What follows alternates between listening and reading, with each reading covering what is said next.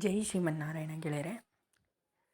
ಇವತ್ತಿಂದ ಏನಪ್ಪ ವಿಚಾರ ಅಂದರೆ ವಿಷಯ ಅಂದರೆ ಪ್ರಕೃತಿಯಲ್ಲಿರೋ ಇದನ್ನು ನೀವು ಎಷ್ಟು ಏನೇ ಅದು ಕೊಡುತ್ತಲ್ಲ ಇವಾಗ ಫ್ರೂಟ್ಸು, ಅದರಲ್ಲಿ ಎಷ್ಟು ಶಕ್ತಿ ಇರುತ್ತೆ ಅಂತ. ನೀವು ನಾನು ಒಂದು ವಿಡಿಯೋ ತೋರಿಸಿದ್ದೆ, ನೀವು ಏನಂದರೆ ನೀವು ಗ್ರೌಂಡಿಂಗ್ ಮಾಡಬೇಕು, ಗ್ರೌಂಡಿಂಗ್ ಮಾಡಿಲ್ಲ, ಯಾಕೆ ಈ ಶೂ ಎಲ್ಲ ಇನ್ವೆಂಟ್ ಮಾಡಿದ್ದು, ನಿಮ್ಮನ್ನೆಲ್ಲ ಹಾಳು ಮಾಡೋಕ್ಕೆ ಇನ್ವೆಂಟ್ ಮಾಡಿದ್ದು ಅಂತ ಎಲ್ಲ ನಿಮಗೆ ನಾನು ಹೇಳಿದೆ, ಒಂದು ವೀಡಿಯೋದಲ್ಲಿ ಹಾಕಿದ್ದೀನಿ ಹಿಂದೆ. ಅದನ್ನು ನೋಡಿ ಅದರಲ್ಲಿ ಹೇಳಿದ್ದೆ ನಿಮಗೆ ಅಂತ ಹೇಳಿದ್ದೆ. ಇವಾಗ ಇನ್ನೇನಪ್ಪ ಅಂದರೆ ನೇಚರ್ ಹತ್ರ ನೀವು ಎಷ್ಟು ದೇವರು ನಿಮಗೆ ಎಷ್ಟು ಕೊಟ್ಟಿದ್ದಾರೆ, ಅದನ್ನೆಲ್ಲ ಇವಾಗಿನ ಜನರು ಹಾಳು ಮಾಡ್ಕೊಂಡಿರೋದು. ಪರಮಾತ್ಮ ನಮಗೆ ಎಷ್ಟು ಕೊಡ್ತಿದ್ದಾನೆ, ಅದನ್ನು ನಾವು ಏನೇನೋ ರೀತಿಯಿಂದ ನಾವು ಮಾಡ್ತಿದ್ದೀವಿ ಅಲ್ವಾ. ಎಲ್ಲ ಹಾಳು ಮಾಡೋಕ್ಕಿದ್ದೀವಲ್ವ, ಪ್ರಕೃತಿನ ಎಲ್ಲ ನಾಶ ಮಾಡ್ತಿದ್ದೀವಿ. ಮತ್ತು ಅದು ನಾಶ ಆಗಿಲ್ಲದೆ ನಾವೇ ನಾಶ ಮಾಡ್ಕೊತಿದ್ದೀವಿ. ಮನುಷ್ಯರನ್ನೇ ನಾಶ ಮಾಡಬೇಕು ಅಂತಲೇ ಏನೇನೋ ತರ್ತಾವನೆ ಅಲ್ವಾ. ಈಗ ಏನಂದರೆ ಒಂದು ವಿಡಿಯೋ ತೋರಿಸ್ತೀನಿ, ಅದರಲ್ಲಿ ನಿಮಗೆ ನಿಂಬೆಹಣ್ಣು ಲೆಮನ್ ಶಕ್ತಿ ತೋರಿಸ್ತೀನಿ. ಮತ್ತು ಏನು ಗೊತ್ತಾ, ಫಸ್ಟ್ ಇದು ವಿಡಿಯೋ ನೋಡಿ, ಆಮೇಲೆ ಹೇಳ್ತೀನಿ. Show you one of the most powerful superfoods in the world to eat. Today I'm going to show you one of the most powerful superfoods in the world to detoxify, mineralize the body, and increase energy instantly like that every single day. So right here I have a key lime, and I'm going to demonstrate the power of how much energy, minerals is actually in this little bitty superfruit. And this is something you should be doing every day. So I'm going to demonstrate that with my little magic light box. I'm also going to show you guys how dangerous and toxic sugar is when you consume it, and how fast it affects your body. So let's turn on my little magic light box here, and we're going to put the probes in the key lime. And as you see, the key limes light up the light bulb. That's what happens when we eat key limes. So it's one of the best things to do first thing in the morning, right? To energize the body. So we'll do another demonstration here. I have some spring water, and I just squeezed some key limes while ago. I squeezed, I think, 3 of these in here, so not very much. And we'll see what happens every day when we eat key limes. So you can see the light bulb starts to turn on. So when we eat foods that have vitamins and minerals, they still have their energy force. Our body becomes alive. So it keeps getting brighter and brighter. So this is a great thing to do first thing in the morning. Is always just don't use lemon, don't use lime. Make sure you use the key lime. You can do about 3 of these in the morning. Another great thing to do is do it at night. It helps stimulate the bowel naturally. So if you're constipated or something like that, this will definitely help you in that area. So next test we're going to do is the sugar test, and we're going to see how fast sugar actually affects our body. So I haven't just let this my little light bulb sitting here. I don't know how long this lasts, but it looks like it'll last a long time. So make sure you guys juice your key limes in the morning, and a good time to do this at night before you go to bed. So here's a tablespoon of sugar. So ಗೆಳೆಯರೆ, ನೀವು ನೋಡಿದ್ರಿ ಆ ವಿಡಿಯೋದಲ್ಲಿ ಏನು ಹೇಳ್ತಿದ್ದ ಅಂದರೆ ಹೇಳ್ತೀನಿ.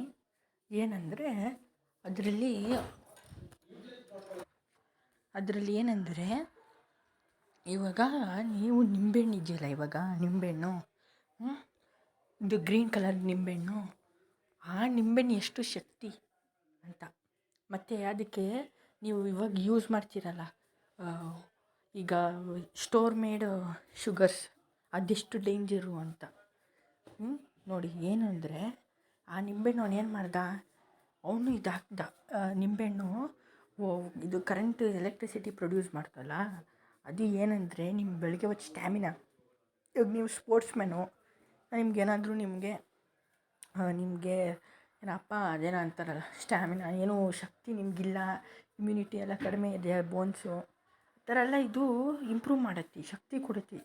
ನೀವು ಇಮ್ಯೂನ್ ಸಿಸ್ಟಮ್ನ ಆ್ಯಕ್ಟಿವೇಟ್ ಜಾಸ್ತಿ ಶಕ್ತಿ ಇರುತ್ತೆ, ಏನು ಜ್ವರ ಎಲ್ಲ ಜಾಸ್ತಿ ಹೋಗಲ್ಲ. ಇವತ್ತೆಲ್ಲ ಕಾಪಾಡತ್ತೆ ಈ ನಿಂಬೆಹಣ್ಣು.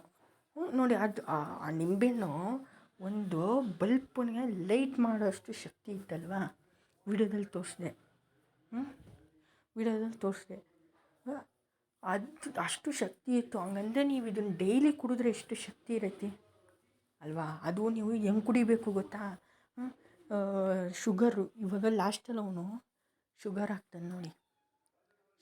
ಶುಗರ್ ಹಾಕೋಬೇಡಿ, ತುಂಬ ದೊಡ್ಡ ಡೇಂಜರು. ನೀವು ಶುಗರ್ ಮಾತ್ರ ತಿನ್ನೋಕೆ ಹೋಗ್ಬಿಡಿ. ಈಗಿನ ಕಾಲದಲ್ಲಿ ಯಾಕೆ ಹೇಳಿ ಎಲ್ಲರಿಗೂ ಶುಗರ್ ಬರ್ತಿರೋದು? ಯಾಕಂದರೆ ಈಗಿನ ಕಾಲದಲ್ಲಿ ಬರ್ತಿರೋ ಏನೂ ಸರಿ ಇಲ್ಲ, ಶುಗರೂ ಸರಿ ಇಲ್ಲ. ಶುಗರಿಂದ ಏನೇನೋ ಬರ್ತಿದೆ ಅಪ್ಪ. ಏನು ಅದರಿಂದನೇ ಶುಗರ್ ಬದಲು ನೀವು ಏನೋ ಕಾಫಿ ಕುಡಿತೀರಾ, ಶುಗರ್ ಬದಲು ಬೆಲ್ಲ ಹಾಕ್ಕೊಳ್ಳಿ. ಬೆಲ್ಲ ಹಾಕ್ಕೊಳ್ಳಿ, ಯಾರು ಬೇಡ ಅಂದಿದ್ದು? ಬೆಲ್ಲ ಅದೆಲ್ಲ ಶುಗರ್ ಬರ್ಸಲ್ಲ ನಿಮಗೆ. ಆಗಿನ ಕಾಲದಲ್ಲಿ ಏನು ಶುಗರ್ ಹೋಯ್ತಾ? ಈಗ ಮನುಷ್ಯರು ಮಾಡಿರೋದು ನೋಡಿ. ಎಲ್ಲ ಅಮೇರಿಕಾದವರೆಲ್ಲ ಏನೇನೋ ತಂದುಬಿಟ್ಟು ಇಲ್ಲಿ ಏನೇನೋ ಮಾಡಿ, ನಮ್ಮ ಇಂಡಿಯಾದವರು ಏನೇನೋ ತಂದು ಏನೇನೋ ಮಾಡ್ತವ್ರು ನೋಡಿ. ನಿಮ್ಮನ್ನು ಹಾಳು ಮಾಡ್ತಿದ್ದಾರೆ. ನೀವು ಅದರಿಂದ ಆಚೆ ಬರಬೇಕು ತಾನೆ. ನೀವು ಇದಕ್ಕೆ ಅಡಿಕ್ಟ್ ಆಗ್ತಾ ಹೋದರೆ ನೀವು ಇದನ್ನು ಬಿಟ್ಟಿರೋಕ್ಕಾಗಲ್ಲ ನೋಡಿ. ಒಬ್ಬೊಬ್ಬರು ಕಾಫಿ ಬೆಳಗ್ಗೆ ಎದ್ದಿದ ತಕ್ಷಣ ಕುಡಿದು ಇರೋಕ್ಕೆ ಆಗಲ್ಲ ಅವ್ರಿಗೆ. ಸಕ್ಕರೆ ಅಂತೂ ಉಯ್ಕೊಂಡು ತಿಂತಾರೆ. ಎಷ್ಟು ಡೇಂಜರ್ ಅದು. ನಿಮ್ಮ ಇಮ್ಯುನಿಟಿ ಸಿಸ್ಟಮ್ ನಾವು ಕಡಿಮೆ ಮಾಡುತ್ತೆ, ನಿಮಗೆ ಸ್ಟ್ಯಾಮಿನಾ ಬರೋಲ್ಲ. ನೀವು ಸ್ಪೋರ್ಟ್ಸ್ ಮ್ಯಾನ್ ಆಗಿದ್ದರೆ ನಿಮಗೆ ಬೋನ್ಸ್ ಎಲ್ಲ ಸ್ಟ್ರಾಂಗ್ ಮಾಡಬೇಕು ತಾನೆ. ಹೆಲ್ತಿ ಫುಡ್ಸು ಎಲ್ಲ ತಿನ್ನಬೇಕು ತಾನೆ. ಅದು ಇಷ್ಟು ವೀಕ್ ಮಾಡುತ್ತೆ, ಶುಗರ್ ಬರುತ್ತೆ, ಎಲ್ಲ ಇದಾಗುತ್ತೆ ನೋಡಿ. ನೀವು ಅದ್ರ ಬದಲು ನಾನು ಹೇಳ್ತಿದ್ದೀನಿ, ಶುಗರ್ ಅಂದರೆ ಏನು, ಶುಗರಿಂದನೇ ಎಲ್ಲ ಮಾಡೋದು. ಇದಾಕಿ ಬೇಡ ಅಂದಿಲ್ಲ, ಅದು ಬೆಲ್ಲ ಹಾಕ್ಕೊಂಡು ಕುಡೀರಿ ಕಾಫಿಗೆ, ಒಳ್ಳೆಯದೇ ಬೆಲ್ಲ. ನೀವು ಬೆಲ್ಲ ಹಾಕಲ್ಲ, ಎಲ್ಲ ಬಿಟ್ಬಿಟ್ಟಿದ್ದೀರ ಆಗಿನ ಕಾಲದಲ್ಲಿ ನೋಡಿ. ಅದಕ್ಕೆ ಆಗಿನ ಕಾಲದಲ್ಲೆಲ್ಲ ಎಷ್ಟು ಹೆಂಗೆ ಫಿಟ್ ಇದ್ದರು ಅವರೆಲ್ಲ. ನಿಜ ಹೇಳ್ತಾಯಿದ್ದೀನಿ. ಹಂಗಿರಬೇಕು, ನೀವು ಇರಬೇಕು ತಾನೆ. ನಿಮಗೂ ಆಸೆ ತಾನೆ ಇರೋಕ್ಕೆ.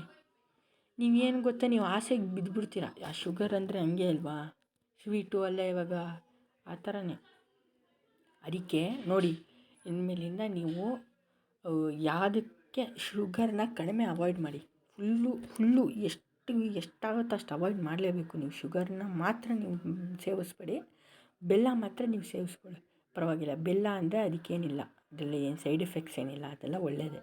ಅದಕ್ಕೆ ದೇವ್ರಿಗೆ ಏನು ಶುಗರ್ ಇರ್ತಾರೆ, ಮೊದಲು ಬೆಲ್ಲ ತಾನೇ ಇಡೋದು ದೇವರಿಗೆ.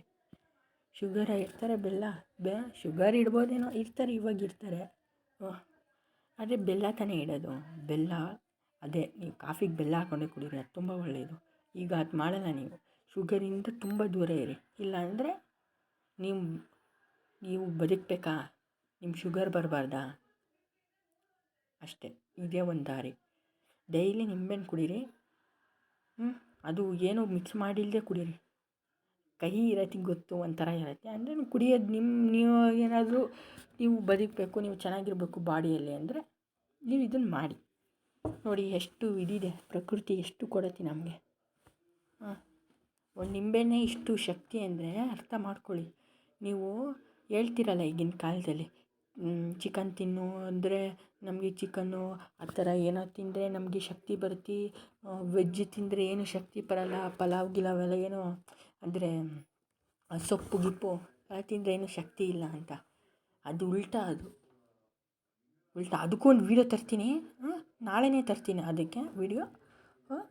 ಇದನ್ನು ನೀವು ಅರ್ಥ ಮಾಡ್ಕೊಳ್ಳಿ, ಎಷ್ಟು ಇಂಪಾರ್ಟೆಂಟು ನೇಚರಲ್ಲಿ ಸಿಗೋದನ್ನು. ಅರ್ಥ ಆಯ್ತಾ? ಇದನ್ನು ಹೇಳೋಕ್ಕೆ ಅಂತ ನಾನು ಇಷ್ಟಪಟ್ಟೆ. ಆಯ್ತು ಗೆಳೆಯರೆ, ಹೋಗ್ಬಿಡ್ತೀನಿ ಗೆಳೆಯರೆ. ಜೈ ಶ್ರೀಮನ್ನಾರಾಯಣ ಗೆಳೆಯರೆ.